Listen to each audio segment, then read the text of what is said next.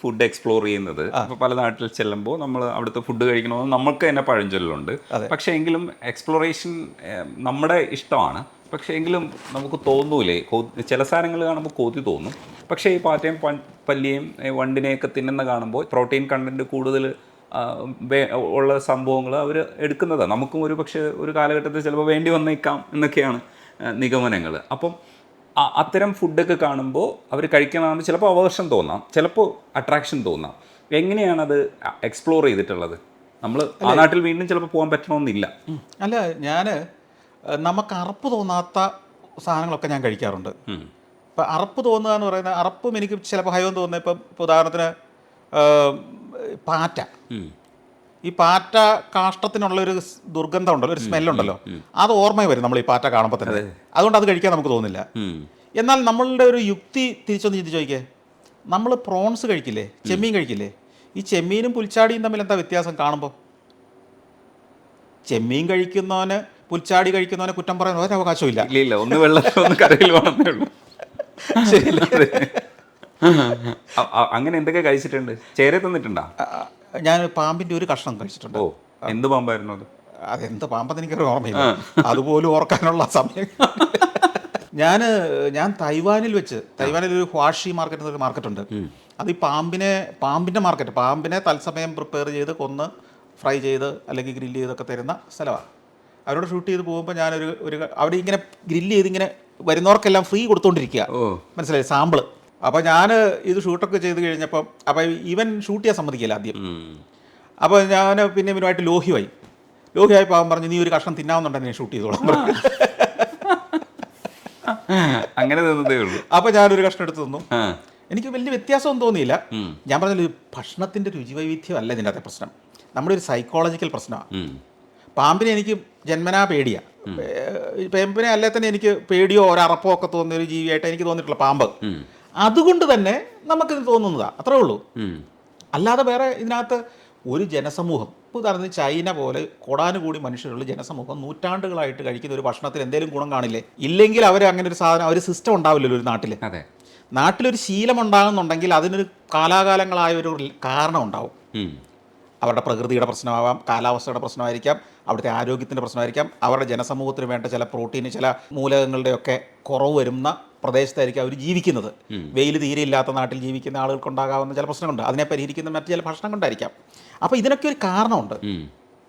പ്രകൃതിയുടെ കാരണമാവാം, ജീവശാസ്ത്രപരമായ കാരണമാവാം. അപ്പോൾ അതിനെ ഒന്നും നമ്മൾ എതിർക്കേണ്ടതില്ല. പിന്നെ നമ്മൾ ഇത്തരം നാടുകളിൽ ചെന്നാൽ ഈ പാറ്റയും പഴുതാരയും ഒക്കെ കിട്ടുന്ന തെരുവുകൾ ചിലയിടത്തൊക്കെ ഉണ്ടെന്നേ ഉള്ളൂ. മെയിൻ സ്ട്രീമിൽ പ്രധാന സ്ട്രീറ്റുകളിലോ പ്രധാന സ്ഥലങ്ങളിലോ ഒക്കെ കിട്ടുന്നത് നമ്മൾ ഒരു ഇൻ്റർനാഷണൽ മാന്യമായ ഫുഡ് തന്നെ എല്ലായിടത്തും. എല്ലാവരും അംഗീകരിച്ച ഫുഡ് എല്ലായിടത്തും ഉള്ളൂ. ഇത് തപ്പി നമ്മൾ പോകണം ഇത് കിട്ടണമെങ്കിൽ, അത്രേ ഉള്ളൂ. ചില സ്ട്രീറ്റുകൾ അതിനുവേണ്ടി അത്തരം വട്ടന്മാർ ആ സ്ട്രീറ്റിലെത്തും, അത്രേ ഉള്ളൂ. അതിന് വേണ്ടിയിട്ടാണ് പല രാജ്യങ്ങളിൽ ചിലപ്പോൾ പലതരത്തിലുള്ള വിശ്വാസങ്ങൾ, ദൈവങ്ങളൊക്കെ കാണും.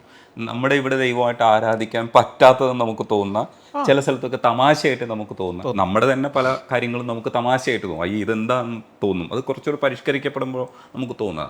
അപ്പോൾ പല നാടുകളിൽ ചെല്ലുമ്പോൾ ഇതിനെങ്ങനെയാണ് കൺസീവ് ചെയ്തേക്കണമെന്ന് എനിക്ക് അറിഞ്ഞുകൂടാ. കാരണം ഞാൻ നോക്കുന്നത് ചിലപ്പോൾ ഒരു ലോജിക്കൽ തിങ്കിങ്ങിൻ്റെ ഒരു പെർസ്പെക്റ്റീവിലായിരിക്കും. പക്ഷേ സന്തോഷമായിട്ട് നോക്കിയത് ആ ഒരു കൾച്ചറൽ വാല്യൂസിൽ അവർ എത്രത്തോളം ഇൻകോപ്പറേറ്റ് ചെയ്ത് ജീവിക്കുന്നു എന്നുള്ള ആസ്പെക്റ്റ് ആയിരിക്കും. പക്ഷേ ചില സ്ഥലത്ത് പോകുമ്പോൾ ഇതിനെ നമ്മൾ തള്ളിക്കളയാനായിരിക്കും ശ്രമിക്കുക, നമ്മൾ കുറച്ചുകൂടെ പ്രോഗ്രസീവായിട്ട് ഉയർന്നു നിന്ന് കാണാൻ ശ്രമിക്കും. എന്തൊക്കെ വ്യൂസിലാണെന്ന് കണ്ടതെന്ന് എനിക്ക് അറിഞ്ഞൂടാ. ഓരോ സ്ഥലത്ത് പോകുമ്പോഴും ദൈവത്തെ എങ്ങനെയാണ് കണ്ടിട്ടുള്ളത്? ദൈവം വളരെ വിചിത്രമായിട്ടാണ് പല നാടുകളിൽ. ഇപ്പോൾ ഉദാഹരണം പറഞ്ഞാൽ, ഇപ്പം നമ്മളിവിടെ ഇരുന്ന് ദൈവത്തെക്കുറിച്ച്, ദൈവവിശ്വാസത്തെക്കുറിച്ചൊക്കെ പറയുമ്പോൾ പെട്ടെന്ന് നമ്മൾ അജിറ്റേറ്റഡ് ആവും ആളുകൾ. അതിൻ്റെ കാരണം എന്താ? ഞാൻ പണ്ട് മുതൽ പൂർവികർ എന്നെ പഠിപ്പിച്ച ആ സിസ്റ്റത്തിൽ ഞാൻ കംഫർട്ടബിളാണ്. അതല്ലാതെ ഒരു ദൈവസങ്കല്പമോ ആത്മീയ സങ്കല്പമോ ഇല്ല എന്ന് നമ്മൾ ഉറച്ച് വിശ്വസിക്കുന്നതുകൊണ്ട് മാത്രം സംഭവിക്കുന്നതാണ്. ഇതേ ചിന്ത ഇത്രയും ആഴത്തിൽ തന്നെ ആയിരിക്കുമല്ലോ ഈ ദൈവത്തിന് മുമ്പിൽ പന്നിയുടെ തല നൈവേദ്യം കൊടുക്കുകയും കള്ള് കൊടുക്കുകയും ചെയ്ത് കഴിഞ്ഞാൽ പ്രീതിപ്പെടുമെന്ന് വിശ്വസിക്കുന്ന ചൈനക്കാരൻ്റെ വിശ്വാസം. അവനെ നമ്മൾ കളിയാക്കുകയും നമ്മളാണ് ശരിയെന്ന് പറയുകയും ചെയ്യുന്നതിൽ എന്താ അർത്ഥമുള്ളത്? ഈ യുക്തി നിങ്ങൾ സഞ്ചരിക്കുമ്പോൾ ഉണ്ടാകുന്നതാണ്. സഞ്ചരിച്ചാൽ നിങ്ങൾക്ക് ഈയിടെ ഒരാൾ ഒരു കമൻറ്റ് എൻ്റെ ഒരു വീഡിയോ ഇട്ടു, നിങ്ങളൊരു ട്രാവലർ മാത്രമാണ്, വിശ്വാസങ്ങളെക്കുറിച്ചൊന്നും അഭിപ്രായം പറയാൻ നിങ്ങൾ ആളായിട്ടില്ലെന്ന്. ഈ വിശ്വാസങ്ങളെക്കുറിച്ച് ഒരു ട്രാവലർ അഭിപ്രായം പറയുന്നത് എങ്ങനെയാണെന്നറിയോ? ആമസോൺ മുതൽ ജപ്പാൻ വരെയുള്ള നാടുകളിലെ ഗോത്രവർഗ്ഗക്കാർ മുതൽ ഏറ്റവും പരിഷ്കൃതമാണെന്ന് പറയുന്ന സമൂഹം വരെ പുലർത്തുന്ന വിശ്വാസങ്ങളുടെ വൈവിധ്യങ്ങളും ചിലതിലെ മണ്ടത്തരങ്ങളും അതിൻ്റെ യുക്തിരാഹിത്യവും സഞ്ചരിക്കുന്ന ഒരാൾ കാണുകയും പഠിക്കുകയും ചെയ്യുമ്പോഴാണ് അയാൾക്ക് അതിനെക്കുറിച്ച് അഭിപ്രായം പറയാൻ പറ്റുന്നത്. അതുകൊണ്ടാണ് അഭിപ്രായം പറയുന്നത്. മനസ്സിലായില്ലേ? നമ്മൾ ഈ മണ്ടത്തരങ്ങളിൽ നിന്ന് നമ്മൾ വിശ്വസിക്കുന്നത് എത്ര എണ്ണമാണ് കാണുന്നത്? ഞാനൊരു കാര്യം ചോദിക്കട്ടെ, ദൈവത്തിന് നമ്മൾ കൊണ്ടുപോയി പട്ടച്ചാരായം സമർപ്പിക്കേണ്ട വല്ല കാര്യമുണ്ടോ? അതിൻ്റെ ഉദ്ദേശം എന്താ? ദൈവം ഇതിരിച്ചിട്ട് കിക്കാവണം.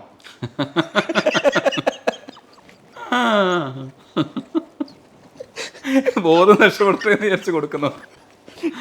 അപ്പം ഇത് വലിയൊരു ജനവിഭാഗം, കേരളത്തിലെ ജനത്തിനുള്ളതിൻ്റെ ഒരു 100 മടങ്ങുള്ള ജനവിഭാഗങ്ങൾ, ഒരു അത്രയുള്ള ജനസംഖ്യയുള്ള ഒരു പ്രദേശത്തെ ആളുകൾ വിശ്വസിക്കുന്നുണ്ട്. അവരെ കുച്ചായിട്ട് കാണണ്ട, നമ്മളെക്കാൾ പ്രബലമായ വിശ്വാസം അത്. ജപ്പാനിലെ ഫലം ബുദ്ധിസത്തിൽ തന്നെ എന്തെല്ലാം വൈവിധ്യങ്ങൾ അതിനകത്തുണ്ട്. ജപ്പാനിലെ ഏറ്റവും പ്രബലമായ മതം ഷിൻഡോ മതമാണ്. ഈ ഷിൻഡോ മതത്തിന് സ്ഥാപകനില്ല, ഷിൻഡോ മതത്തിന് വേദഗ്രന്ഥമില്ല. ഷിൻഡോ മതത്തിൽ ജപ്പാനിലെ ഏത് ഗ്രാമത്തിലും എങ്ങനെ വേണമെങ്കിലും അവർക്ക് ആരാധിക്കാം. ജപ്പാനിലെ ഭൂരിപക്ഷം ആളുകളും വിശ്വസിക്കുന്ന മതമാണ്. ഈ ഷിൻഡോ മതം എന്താണെന്ന് ചുമ്മാ ഒന്ന് പഠിച്ചു നോക്കിയേ.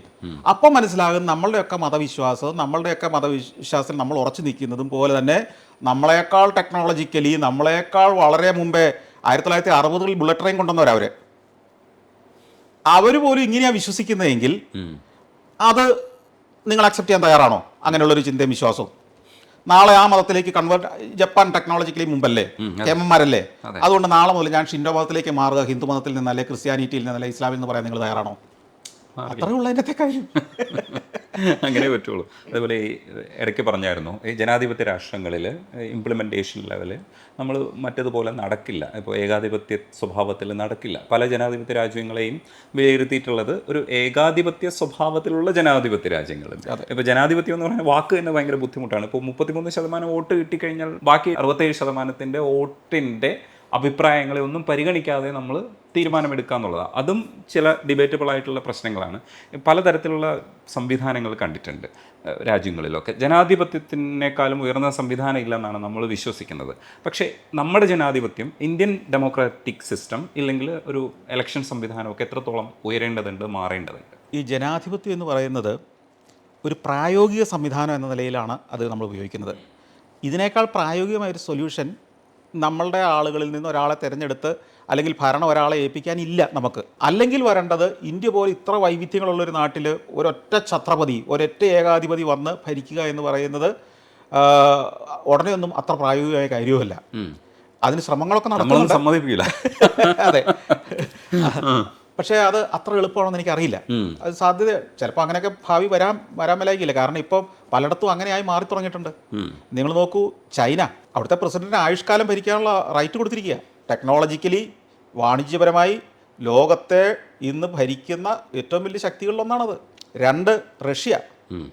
അവിടെ ഒരു പ്രസിഡന്റ് അധികാരത്തിൽ വന്നിട്ട് എത്ര കൊല്ലമായി? റഷ്യയുടെ പക്ഷേ ഉള്ളിലേക്ക് ചെല്ലുമ്പോൾ അവർക്ക് അവർ സോവിയറ്റ് യൂണിയൻ്റെ കാലത്ത് എന്തായിരുന്നു അതിൽ നിന്ന് വളരെ മുമ്പോട്ട് പോയിട്ടുള്ളത് നമ്മൾ പ്രകടമായിട്ട് കാണാം. രാജ്യം വളരെയധികം മുന്നോട്ട് വരുന്നുണ്ട്. എന്നാൽ ഏകാധിപത്യമാണ് അവിടെ നടക്കുന്നത്. സിംഗപ്പൂര് എത്രയോ കൊല്ലമായിട്ട് ഏകാധിപത്യമാണ്. എത്രയോ രാജ്യങ്ങൾ എടുത്തു കഴിഞ്ഞാൽ അങ്ങനെയാണ്. മിഡിൽ ഈസ്റ്റിലെ മുഴുവൻ, ഗൾഫ് രാജ്യങ്ങൾ മുഴുവൻ അങ്ങനെയല്ലേ. UAE, ഒമാൻ, കുവൈറ്റ് എല്ലാം. അപ്പം ഇപ്പം ഡെമോക്രസി എന്ന് പറയുന്ന സ്ഥലങ്ങളിൽ പോലും, ഇപ്പം അമേരിക്കൻ ഡെമോക്രസിയിൽ പോലും ഒന്ന് ആലോചിച്ച് നോക്കിക്കേ, ട്രംപിനെ പോലുള്ള ഒരാൾ അധികാരത്തിൽ വരുന്നുണ്ട് അവിടെ. അതെ, അതും ഡെമോക്രസി തന്നെയാണ്. തന്നെയല്ല, അവിടെ 2 പാർട്ടികളിൽ ഒന്നിനെ തിരഞ്ഞെടുക്കുകയാണ് ആളുകൾ നിർബന്ധിതമായിട്ടും. അപ്പോൾ 50% ഓട്ടോക്രസിയിലേക്ക് വന്നല്ലോ അത്, അല്ലേ? നിങ്ങൾക്ക് 2 ഓപ്ഷനേ ഉള്ളൂ എന്നുള്ളതായി. മറ്റേത് 1 ഓപ്ഷനേ ഉള്ളൂ, ഇവിടെ 2 ഓപ്ഷനുണ്ട്. ഇന്ത്യയിൽ 100 ഓപ്ഷനുണ്ട്. ഇതാണ് ഈ വ്യത്യാസം.